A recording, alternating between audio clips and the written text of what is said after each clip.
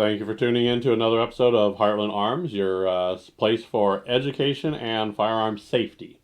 Today we're going to go over, because we just went through our range bag. So now we're going to go over stances, and that makes a big difference when you're shooting. Your stance and your form are key for a lot of what we do. Now, firearms have a certain stance, rifles have a certain stance, and it's all about your position. And there's a couple of them that we could start with. I'm going to go right into it here. So let's go over to my screen, Mikey, here. Hold on. Okay. There we go. So just a quick Google search is shooting stances, and you can already see there's all kinds of searches that come up, okay? And you'll notice that there's two words that you're going to see, isosceles and weaver, okay? Those are going to be the two that you're going to see the most of, okay? Okay. So when you're talking about that, and weaver is one of those stances where you're kind of your feet are at the same position, or no, isosceles. Isosceles, you're at the same position, and then your arms are like this, okay? And if you look at this, my arms, I'm going to stand up. My arms form an isosceles triangle. That's the reason for that. That's that stance. Now, some of them it's going to be bent, but it's always going to be like that, okay? That's going to be your main stance that you're going to see a lot of. And that, let me pull, yeah, that's the isosceles. The weaver, and the weaver stance is also your box step as well. So a lot of times your weaver stance is your feet are planted, okay? And I'm going to show, here, let me pull this up. I have a website here that I go through. So let's go to my screen here. So there's isosceles. See how it's like that? And weaver is just a little bit off, but a lot of it is foot placement too. So keep in mind that a lot of it is where your foot is going to be placed. So a lot of times isosceles are all forward. Weaver, you're at an angle a little bit. So if you think of it, if I stood up, and can we move a camera up here? Let's see here. Let's zoom out. Let's go and zoom out. Okay, here. All right, so go ahead and zoom out a little more there. There we go. So there we go. There we go. So if I'm standing up, you're like this, okay? But if I assume more of a fighter position, this is going to be more of a weaver here. So you're going to be off. If you notice, my arms are not doing that triangle shape anymore. You have this. Now you could punch out a little bit. Now you could do isosceles with the fighting stance, but you're also, when you're doing this, you're boxing it out like this. I don't like that much of my target exposed. I like to be like this. I'm angling myself so it's less of a position to shoot me. Yeah. So if I'm going to be a target, I want to provide a little bit of protection to me. I don't want to be standing like this. That's why I don't like the isosceles. Don't get me wrong, it's a good, but I prefer here. And it depends on how much you want to push out. If you want this arm straight out, there are different ones. Now there's also seated positions where you can, and if you notice, let's drop down to the elbow. See how my elbow is locked on? So this is it. And if you notice, my hand placement on the firearm is always the same there too. So position when you're shooting is position on your firearm, position of your body, and your feet position as well. So if you think, if you saw a boxer and he's standing like this, and if boxing has progressed, they used to be doing this. This was the original boxing, and then they went to the side. It's because it's harder to hit somebody like that. It just kind of it's the evolution of it. So now when you're shooting a rifle, a lot of times you're out or you're up, and then you have your arm here. So this is going to be your rifle shot. Depending on how far out the firearm is where this on. If you have a pistol grip, you're going to be like this. If it's like this, there could be a grip like this. There's all kinds of, now shotguns are going to be very similar, but your placement here isn't going to be, you know, like this. Your shotgun's going to be more like this because you're going to be, it's just a different position. So learning what position to shoot best from is probably the best when you're going through a lot of that. So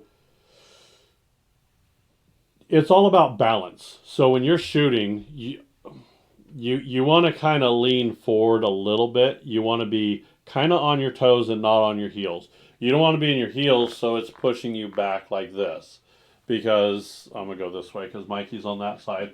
So if I'm like this and I'm leaning back and I pull the trigger, that is going to kick me back. You've all seen those videos of the people that had bad stances, and you see someone with a bad stance and then they fall over, they get knocked over, all kinds of stuff. I've watched those videos. They're on YouTube. Like, subscribe to us, and if you want to go watch those afterwards, I would recommend it. Don't get me wrong, I laugh at those videos, but there's that voice in the back of me that said, who's the idiot that took this person to the range? Because they didn't teach them how to do this. They didn't teach them how to succeed.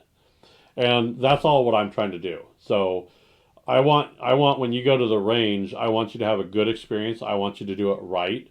Because if you have a good experience doing it and you do it right and you don't get hurt, you're likely to want to do it again and keep doing it, and that will make you a safer, better shooter. So make sure you're on balance. Make sure you're kind of leaning forward a little bit. Make sure you have proper posture. You have to distribute your weight so you could, you want to anticipate the recoil without really trying to anticipate the recoil, and you don't want to respond to it. You want to be, okay, this is going to happen, so it's going to rock me back and forth a little bit. Knees. Don't lock out your knees. Don't lock out your elbows. So when you're going out there, don't go, okay, I'm locked out, because your elbow, when this goes off, it's going to come back, okay? You're not Superman here. It's going to move. You can't stop it. You could help mitigate it by putting a little bit of flexibility in that elbow. Also, don't lock your shoulder up. Don't do this. If you've done any kind of weight training or lifted any kind of weight, they tell you, you don't want to, you can't lock out, because that's gonna be a pressure point. You want to get up almost to lockout and then back. You want to keep that flexibility. So when you do that shoulder, I don't want to lock that shoulder. I want that flexibility just like that. That way it can just absorb that, and it's going to be a lot better on your body. Trust me. It will be a lot easier. So don't lock anything up. That is a bad idea.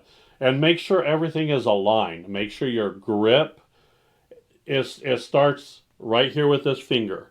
Fingers off the trigger. And then that's aligned with the frame, which is aligned with your arm, which is aligned down here. The bent elbow coming up to your shoulder, that's nice and loose. And that when you shoot, it should just be kind of a nice rock-a-bye baby, see you the bad guys later kind of deal. And then you're done. That's kind of what I would recommend. Make sure that it should be naturally uncomfortable for the first time you do it. Okay, it should be okay. It's a little weird, but it's not bad. And as you get used to it, it'll go a little bit better. Um, this will help with what we've already covered. All this stuff helps with your shot placement, and that's what matters. Remember, if you're not you, I don't care what kind of caliber you're carrying. I don't care how many rounds you're carrying them. If you can't get them where they're supposed to be, it means nothing. And your position, your stance, your the way you conduct yourself is the key. And you know what? If you're comfortable like this and you want to do that, that's fine. Um, this is never a good shooting stance ever. And we've all seen it in the movies. No. You're not going to get good shot placement. I mean, I don't care how good you are. I don't care how much you practice. This is never ever going to be as good as this. Okay? Now, if you're laying cover fire down and you're not and you're just, you know what? There's a barn over there and I can hit a barn because I want my guys to get away and I don't really want to it's cover fire. Um, Even then, I'd say no. You're wasting your round. Just couple with one, and you're good. And I always have two hands on your firearm. Don't do it with one. You very rarely do you want to have just one on your firearm. I will tell you the position of this. I will tell you, it's not bad to learn how to shoot off with your offhand either. So if you need to shoot with your offhand, you can do that. I practiced that. So if you notice, I can go from one or the other pretty quickly. I don't even have to think about it because I have practiced it. I've gone through that. I've done that because the reality is, and we're going to get into cover too. If I'm behind a wall, I'm here, that's fine. But what if it's the other side and the wall's here? Now I'm on this side. So car doors, it opens if I'm going to be here or through the window. You see how you could, different positions and getting comfortable with that is where you want to be. Foot placement and adjusting your stance and being able to move. It's a key to getting a good shot where it needs to be. And your stances will enhance everything there. Keep your balance. If it's a big rifle, you know what you're shooting, you might want to lean into it a little bit more than something, because it's gonna bounce you. So if you think about it, rocking a baby to sleep. That's all we're doing. It's just a nice little rock-a-bye baby here. So sorry, I'm making Mikey laugh. So I just like to mess with him every little bit. So because I told him, this is my firstborn here. So it is what it is. So no, if you like what we do, like what we say, make sure you like, follow, subscribe on Facebook, Instagram, X, all the social media platforms. We're on YouTube, Rumble, Spotify. Make sure that you like and subscribe. It's hard to get viewers.